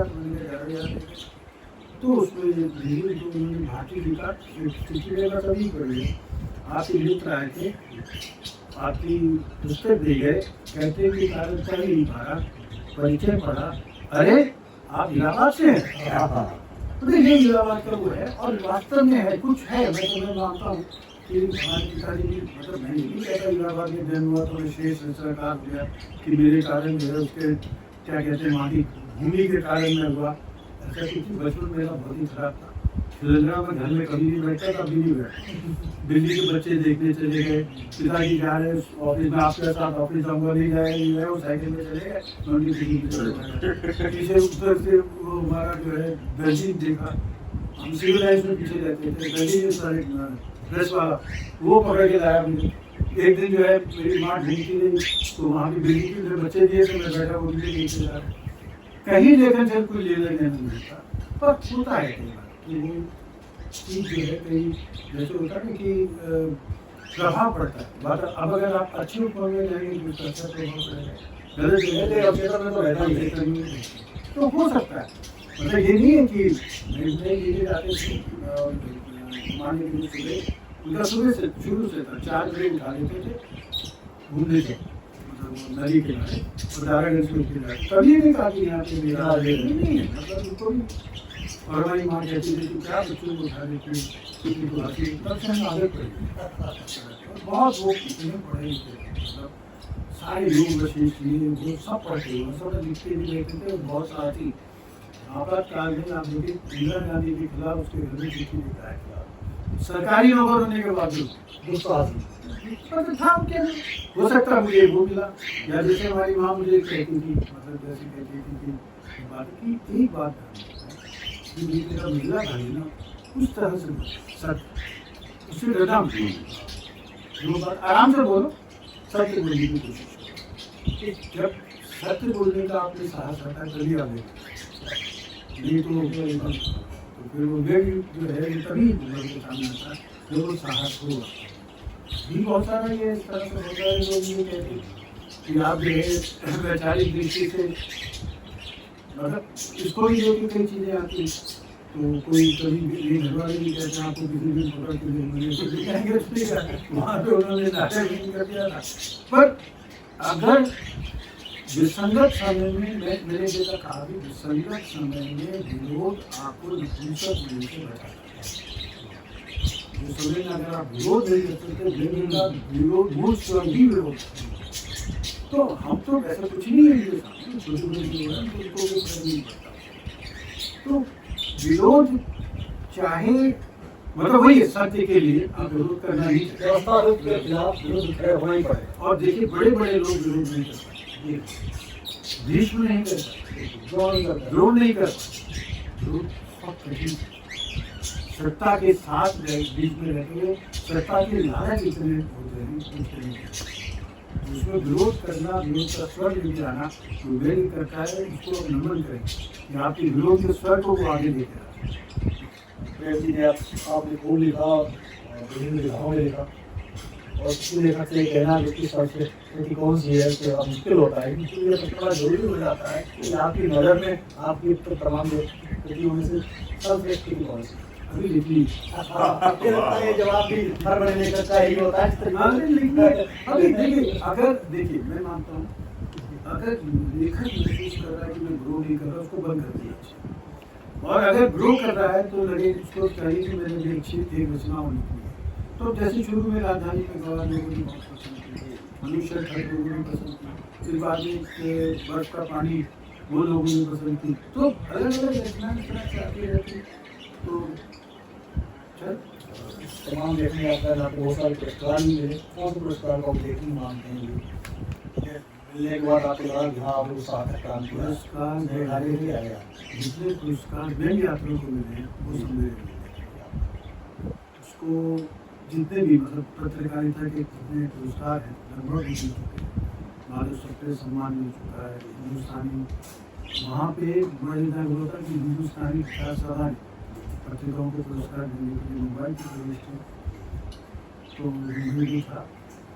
तो वहाँ पे पहला पुरस्कार दिया गया था नया ज्ञान उदय को, दूसरा दिया गया था दिन यात्रा को 75,000 का, तीसरा दिया गया था हंस को। तो वहाँ पे जिम्मेदारी बहुत वो हुई थी कोई, तो उसमें बहुत बढ़िया बात कोशिश की थी।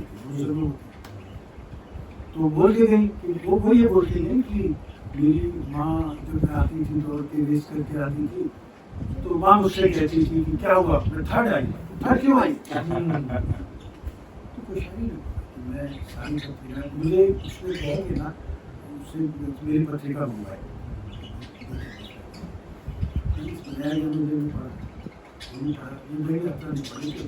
मुझे ये कविता जिनका सोनवंशर की इतना प्रखर में मैंने पढ़ा।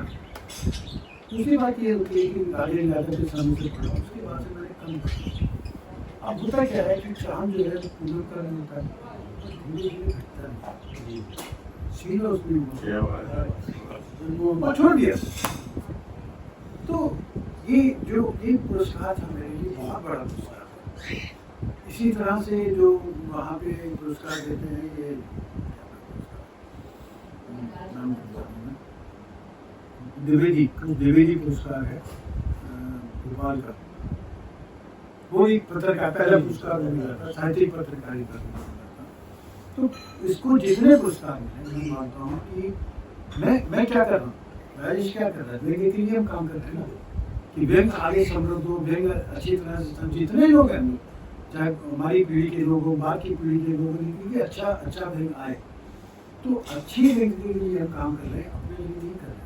मिल जाता तो ठीक है, तो ऐसे ही अच्छा बैंक यात्रा के माध्यम से आए तो उसको लोगों का प्यार मिलता जा रहा है, तो सबसे बड़े सम्मान हुआ जो उनको मिले। ये तो व्यक्तिगत सम्मान मतलब सम्मान के बाद और भी मैं कहता हूँ बड़ी मजेदार चीज है कि स्वयं को मिले बहुत जरूरी लगता है, दूसरे को मिले तो जुगाड़ लगता है। तो ये सम्मान के साथ चलता है, तो व्यक्तिगत सम्मान के साथ चलता है, पर पत्रिका को मिलेगा कोई नहीं कहे। ये भी अपने आप बहुत अच्छा कहेंगे आपका। तो अंत में चलते चलते एक प्रश्न है कि इतनी लंबी यात्रा में आपको लगता है कि कुछ ऐसा रह गया नौकरी लिखना चाहिए? हाँ, मैं तो वही तो कहा कि अभी लिख रहा हूँ सारा भाई, बहुत सारी चीजें। देखिए जब से मैं यहाँ आया हूँ ट्रिनिडाड से वहाँ पे रहा था और बहुत मैंने मेरे वहाँ का सारे लिखा, वो सारे नोट्स हैं मेरे पास कि वहाँ का जीवन कैसा था, वहाँ भाषा की स्थिति कैसी थी, किस तरह के लोग थे, किस तरह से उन्होंने बातचीत पर शुरू किया। 4 साल तक मैं रहा पर उसको लिखने का समय नहीं मिला। इसी तरह से 3 उपन्यास जिनके कम से कम 30-40 पेज में लिख चुके, वो मेरे पढ़े हुए, तो उसके लिए मुझे समय चाहिए। और वो कई लोग करते हैं तो भैया पहाड़ की चली गई, वो मेरी सुनता नहीं। मैं परिवार का हूँ, जब तक यहाँ अकेला काम कर ही नहीं सकता। अकेले इतना भी है बता रहा हूँ कि अगर मैं लिख रहा हूँ, काम कर रहा हूँ, मेरे पीछे कोई ना कोई संगीत बनेगा, ये समाचार ही चल रहा है। मैं गाने लगा देता हूँ, यूट्यूब पे गाने लगा देता हूँ, टीवी पे पुराने गाने, मतलब पुराने गाने को चलते जाते हैं। उसको मैंने अपनी PhD ऐसे की है आपको, क्योंकि उस समय क्या था जब मैंने PhD की तो बच्चे छोटे थे, उनकी जिम्मेवारियाँ थी, सुबह बच्ची भी स्कूल जाती थी, उनको भी छोड़ना था सुबह काम में। मैं रात को 10 बजे बैठता था, हरीश श्रवण मेरे साथ गए थे वहाँ पे चांदनी चौक में मार्केट है, लाखों मार्केट, वहाँ से उन्होंने हमें मिलके वो डबल स्पीकर वाला होता है तो मन वो घटा, और मुझे तलत बहुत पसंद है। तलत की सीरीज की कैसेट्स लेके आया था, वो मैं लगा देता था 10 बजे से 4 बजे तक। सिर्फ क्या होता था कि जब वो बंद होती थी तब मुझे पता लगता था कि बंद हुई पीछे भी। और मैं बैठा हूँ घर पे, तुमने शायद देखा पीछे जो है हमने कमरा बनाया तो बाकी 2 कमरे थे वहाँ पे, ज़्यादा तो था नहीं, तो पीछे उसमें थोड़ी देर यूँ करता था तो पता लगे चूहा घूमते रहते। तो उस कहते तो मुझे जो है संगीत का मतलब कोई मेरे पास है। अब यहाँ पे भी क्या होता है कि यहाँ जैसे बैठा हूँ काम करते करते ज़्यादा देर और बैठना भी नहीं चाहिए। 1-1.5 घंटा बैठा फिर थोड़ी जाऊँगा इस पोते पे जाके कुछ खेलूँगा, पति को छेड़ दूँ जबरदस्ती, जैसे वो बोले अब ऐसे को क्या कर रही हो, तो उससे भी बात नहीं, क्या बना दिया तुमने। तो फिर आके फिर वो थोड़ी गुजर देता हूँ, फिर रहना देता हूँ, फिर अच्छा काम कर लेता हूँ। तो मेरा एक बना है वैसे काम था उस तरह से, तो जैसे काम होता है समय निकाल लेता हूँ। व्यंग्य यात्रा के माध्यम से और अपने निजी संबंधों के माध्यम से ही आपने व्यंग्य की पीढ़ी तैयार की है। तो व्यंग्य के भविष्य को लेकर आप कैसे क्या देखते हैं? तो ऐसा मैं खैर ये भ्रम तो नहीं पालता कि मुझे पीढ़ी तैयार, पीढ़ी तो खुद तैयार है। दूसरा लेविन करके एक अमेरिकन राइटर हुए हैं, उन्होंने कहा है कि अगर आपको भविष्य देखना है तो युवाओं के निगाहों में। इसीलिए मैंने 2013 में एक विशेषांक निकाला था युवाओं को लेकर, जिसमें 7 त्रिकोणी थे, 7 में 3 लोग थे, मतलब एक रचना है। फिर जितने वरिष्ठ लोग हैं उसे उनका लिखाया था।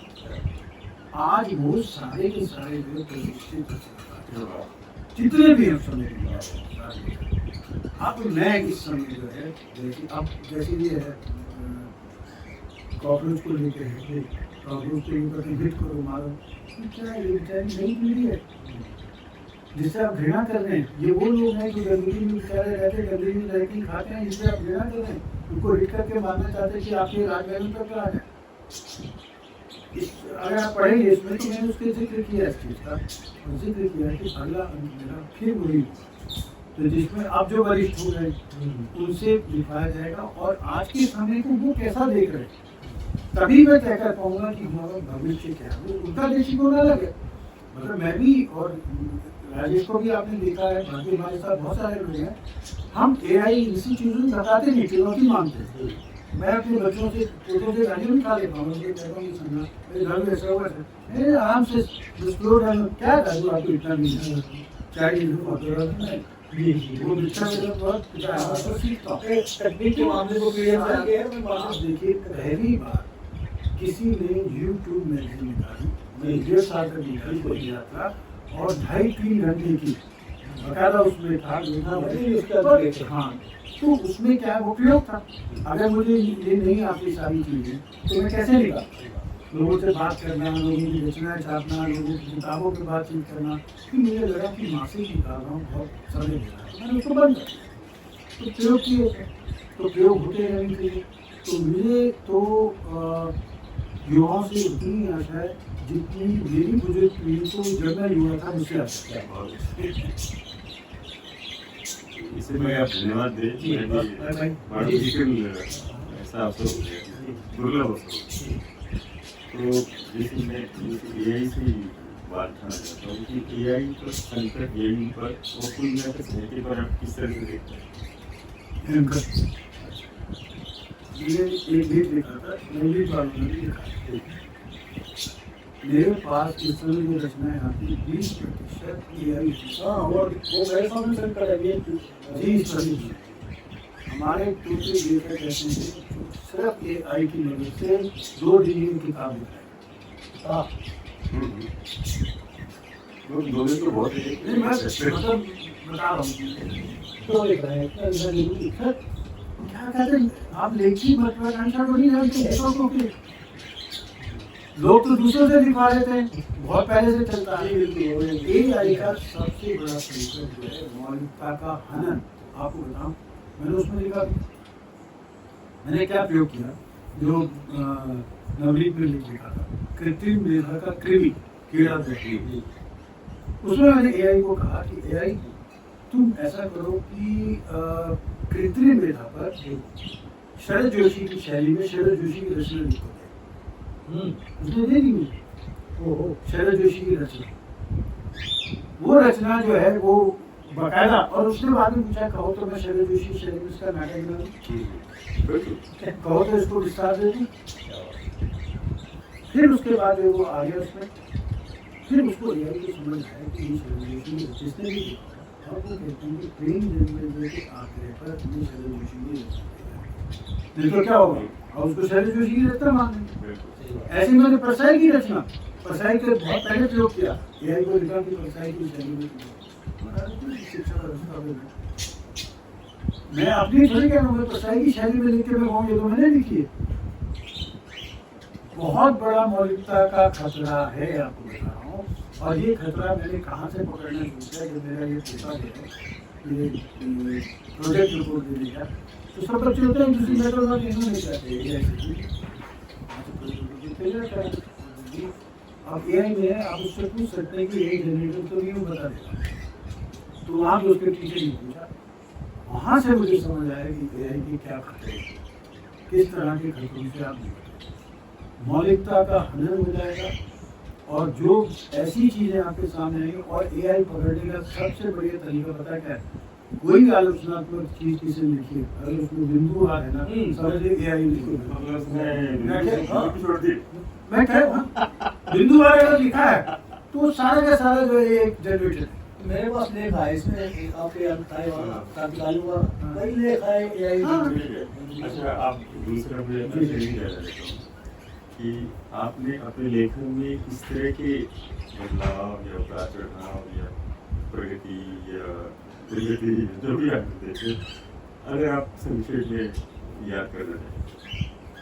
देखिए, प्रगति और दुर्गति देखना तो आलोचकों का अब निर्भर करता है कि आलोचक लुच्च धातु से बना हुआ लुच्चा है या क्या है।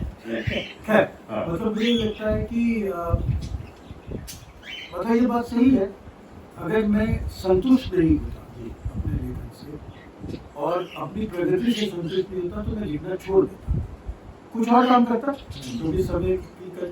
और अगर आप अपने इस समय में भी शारीरिक कष्ट उठा कर काम कर रहे हैं, जब घर वाले आपको कहते हैं कि क्या में लगे रहते हो, हर पीठ आपकी दर्द कर रही है, 5 साढ़े 5 बजे अगर कोई चीज़ आपके दिमाग हर रचना का जानता रात को बैठे बैठे कोई कीड़ा आ गया तो जब तक वो निकलेगा नहीं तो अगर आप अपने आप को आगे नहीं बढ़ा रहे तो मुझे नहीं लगता कोई, जैसे एक तरह का व्यापारी भी होता है, वो व्यापार नहीं बढ़ता, धीरे धीरे छोड़ देता है कि यार चल नहीं होगा।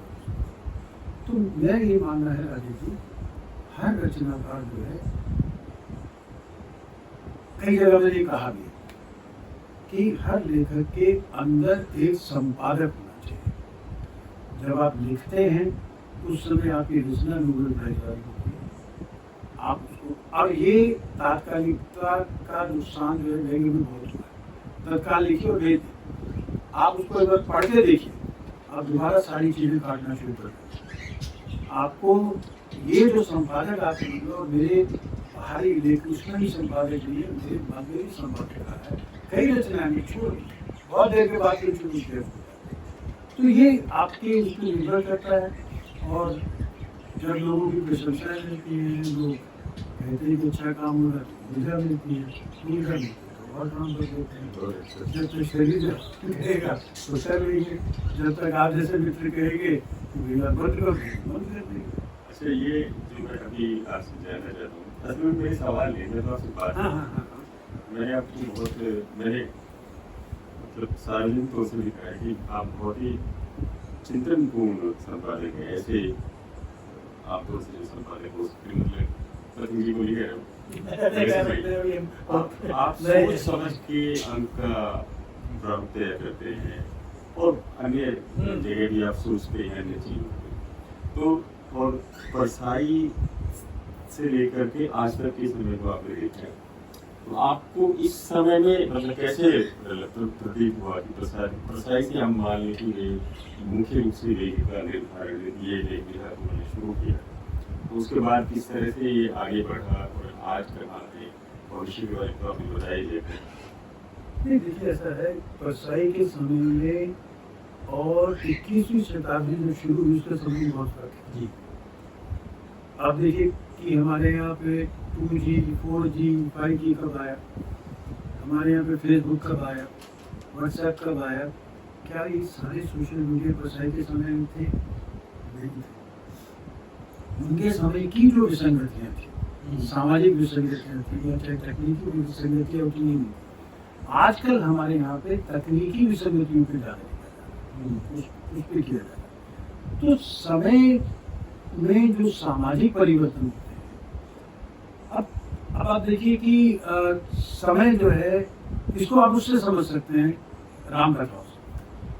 कितनी राम कथाएं लिखी गई, वाल्मीकि से लेकर वाल्मीकि की, तुलसीदास की, केशव दास की, नरेंद्र कोहली की, ये इतनी राम कथाएं, 300 साढ़े 300 राम कथाएं हैं। तो ये अलग अलग समय और अलग अलग समय में उस समाज को समझने की, उस समय समाज को में राम के रूप को करने के कारण ही है ना, इसी तरह से किया गया। तो मेरा मानना ये है कि लेखक में जो आपने चिंतन की बात की, लेखक में चिंतन तभी आता है जब वो अपने समय को समझने की कोशिश करता है। बिना, अगर आप सोचिए प्रस्थाई ने ऐसा किया, मैं कार्बन कॉपी बन रहा हूँ, और मैंने तो ये कहा भी है कि मेरे जब शुरू हुआ तो मेरे सामने लेखन का राजपथ था, जा सकता था उसके पीछे पीछे राजपथ हम गोल लगाते हुए वही करते हुए, मैंने वो नहीं किया। मैं ऐसे गया, एक पगडंडी थी, उसमें चलना शुरू किया। पगडंडी में जब जाते हो तो वो कहाँ ले जा रही, अनिश्चितता, उसमें आपको सांप भी मिलेंगे, बिच्छू भी मिले, आपकी सावधानियां खुद बरतनी पड़ती है, और आप उसमें अपना मुक्त चिंतन कर सकते हो, आप सोच समझ के अपना रास्ता स्वयं तय कर सकते हो। तो मुख्यतः मेरी है कि मैंने कोशिश की है अपना मार्ग बनाने की। मैंने कोशिश की है कि व्यंग को पर्यटक की दृष्टि से ना देखूं, व्यंग को एक गोताखोर की दृष्टि से देखूं। अब तक मुझे समझ आएगा कि भैया इतने रत्न छुपे हैं, मैं कहाँ, मुझे क्या क्या करना है। पर्यटक के रूप में तो मैं ठीक है, मैं कर रहा है, देख लिया मैंने, बनाना राइट नहीं करके। तो मेरा शुरू से रहा, तो इसीलिए बिना चिंतन के जो है, रचना तो छोड़िए, जीवन में कोई भी कदम नहीं उठाना चाहिए, चाहे बच्चों के भविष्य को लेकर हो। लेखक का भविष्य तो अलग है, परिवार के, आपके अपने भविष्य को लेकर, कि जब तक कोई चीज आती है, कभी हमारे समय में कहते कोई एकदम अचानक चीज है तो पानी पी लें, वो आपको चिंतन का समय देता है। तो चिंतन जो है वो सिर्फ लेखन के लिए ही आवश्यक है, जीवन के हर नए कदम को उठाने के लिए आपके लिए आवश्यक है। कोई भी नया कदम आप उठाने जा रहे हैं, बिना चिंतन, बिना सोच के नहीं। दो प्रश्न और ये बातें और तो ये कि क्या ये हर समय में आप देखते हैं कि वेल की धार कुंद हो जाती है क्योंकि डर पैदा हो जाता है लेखकों में, या आज के समय में ही ज़्यादा है, या किसी और समय में भी इतनी ही रहती है? हर समय में। अब आप बताओ कि अंग्रेजों का समय क्या था? उस समय भी लिखा है ना, बुलबुल के किसे वो शीर्षक होकर चिट्ठे लिखे गए।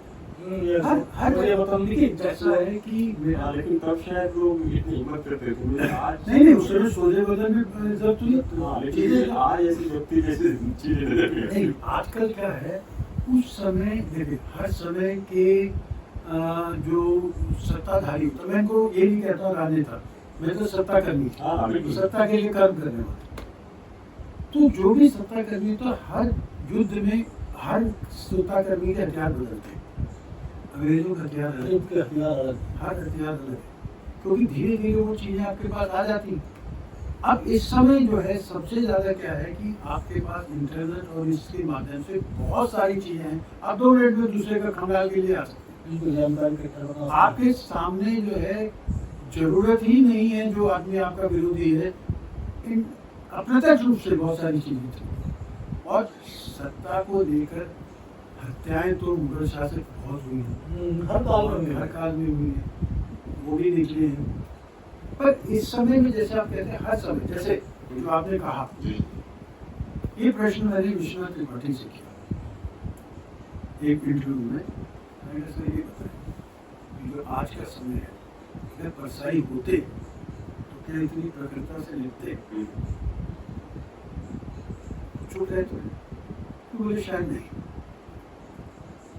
पर फिर वो कोई ना कोई मार ढूंढ लेते, उसमें तुम्हें सारा जवाब मिल जाए कि क्या समय है, उस समय का समय और आज का समय, कैसे मार्ग तरीके अलग है, और मार्ग अलग अलग है। परसाई अपने समय का मार्ग अलग था, आज के समय होते तो परसाई का मार्ग अलग होता। अलग तरह से गुजरा। तो मुझे लगता है कि खराब और सही की लड़ाई तो निरंतर है, हर युग में चली। हर युग में राम रावण ये रहते हैं, हर युग में राम को अपने तीर अलग निकालने पड़ते हैं, वहाँ कृष्ण का सुदर्शन चक्र है, हर एक के समय के हथियार अलग। तो हर समय के हथियार अलग है, हर समय की चुनौतियाँ अलग हैं। तो ये उसी हिसाब से व्यक्ति को अपने नए औजार तैयार करने पड़ते। अब हम आदि मानव के औजारों से नहीं लड़ सकते, वो पत्थर की तरह से। अब हम दिमाग से लड़ते हैं। मैंने बताया ना, अब हम बौद्धिक हो गए, तो दिमाग से लड़ते हैं कि इस व्यक्ति को कैसे, अब जितने भी इस समय जो है, कैसे आप लोगों के दिमाग को बनाया जाए, कैसे आपके दिमाग को उस तरह से बनाकर अपने भोग तैयारी देना है, कैसे भुला दिया जाए कि विकास क्या होता है, सही विकास ये है, किसका विकास सही। तो ये सारे जो सत्ता को प्राप्त करने के हथियार है, तो उसका प्रयास करते हैं। तो इस समय भी है, हर समय खतरे, हर समय रहते हैं, कम ज्यादा। कई बार क्या होता है कि अब देखिए सतयुग कलयुग ये सारी चीजें नहीं है। सतयुग में जरा कम होता था, कलयुग में ज्यादा होता है। अब ये ज्यादा ही बड़ा कलयुग है, इसमें ज्यादा तेज हथियार है, तो बन सकते हैं आप उसको। चलिए समापन कैसे करते हैं जी। आपने कहा है कि जैसे व्यंग्यात्मक टिप्पणी एक अलग चीज़ है, हालांकि मुझे लगता है कि वो तो साहित्य में आ ही नहीं चाहिए, क्योंकि कुछ यूट्यूबर वगैरह भी टिप्पणी करके अपना प्रोग्राम बना लेते हैं। लेकिन जैसे वन लाइनर है या लघु लेख है, या उनको भी छोड़ देते हैं कि अखबारों में शब्द सीमा की बंधन के कारण लोग छोटा लिख रहे हैं। तो ये जो विधाएं इसमें से और ज़्यादा निकल रही है, वो उस पर आप क्या सोचते हैं? देखिए, ऐसा होता है कि एक शब्द प्रयोग करना, आप प्रयोग करते हैं, लेबोरेटरी में जाके प्रयोग करते हैं, कुछ सफल होते हैं, किसी प्रयोग मानते हैं। हो सकता है कि प्रयोग सफल हो सकता है ना हो। हाँ, प्रयोग तो होने चाहिए, प्रयोग तो होने चाहिए। प्रयोग नहीं होते तो वो उपन्यास नहीं होते, प्रयोग नहीं होते तो राग दरबारी क्यों लिखा जाता। उन्होंने प्रयोग किया, उन्होंने एक नई भाषा अपनी को लेके आए। मजे की बात यह कि मैंने जब उनसे बात की, मैंने कहा सर क्लासिक लिखा आपने, काफी मैंने उन पर किताब लिखी है, उनका अंक भी निकाला था, और साहित्य अकादमी से शीला जी पे किताब भी लिखी हुई। मैंने कहा गजब कर दिया आपने, फिर मैंने इसे अपने डॉक्यूमेंट्री नावल में ये मेरा श्रेष्ठ है, मेरा श्रेष्ठ है मकान, मकान को मानते हैं। और बहुत गजब है उसकी, मतलब उसकी शुरुआत उसकी भी और उसकी व्यंग्यात्मक है सारी। तो अलग अलग विश्व लेखक जिसको आप वहाँ ऊपर चढ़ा रहे हो, कहता है ये कुछ नहीं है मेरे साथ। तो मुझे लगता है कि आज हमने आपके जीवन के तमाम पहलुओं से लेकर के व्यंग्य के तमाम पक्षों को और वर्तमान समय जो व्यंग्य लिखा जा रहा है उससे निकलने वाली जो विधाएं हैं, इस पर बातचीत की है। मुझे लगता है कि कुछ अपनी तरफ से भी कहना चाहिए, हमसे कुछ नहीं, मैं तो ये कह रहा हूँ, ये कि तमाम बातें कर ली, तमाम हो गया। मुझे लगता है वही वाला पाओगे ये तमाम बातें तो हो गई। मैं कह रहा हूँ कि आप कुछ कहना चाहिए। नहीं, मैं ये कहना चाहिए, अगली बार मुझे लगता है कि व्यंग्यकार के साथ बातचीत करते समय खतरा हमेशा रहता है कि उसमें कुछ नया निकलने की संभावना हमेशा रहती है। बात करना तो हमारे मित्र लोग जानते हैं कि मुझे मित्रों का आना बहुत पसंद है। और डॉक्टर प्रेमचंद मेजर व्यंग्य के विश्वविद्यालय हैं, विश्वविद्यालय हमेशा कुछ सीखने की भावनाएं और इसलिए मैं किसी न किसी विषय में प्रवेश लेकर के आप छात्र बनने की चेष्टा करता होगा। मुझे लगता है कि सार्थक शाह हमने गुजारी है, उसके लिए बहुत बहुत धन्यवाद। मैं तो ये कह रहा हूँ, विश्वविद्यालय की जो दुर्गति है, मैं अपने आप को विश्वविद्यालय नहीं कराना चाहता। वहाँ पे सारा जो है आजकल शिक्षा, न्याय, आपका जो स्वास्थ्य, ये सब प्रोडक्ट बन गए। हर जगह जाके जो है बेचो खरीदो। तो मैं वो विश्वविद्यालय नहीं बनना चाहता जहाँ मैं व्यापार कर रहा हूँ। धन्यवाद। इसका भी जबरदस्त पहलू ये रहा कि इसमें चिड़ियों का संगीत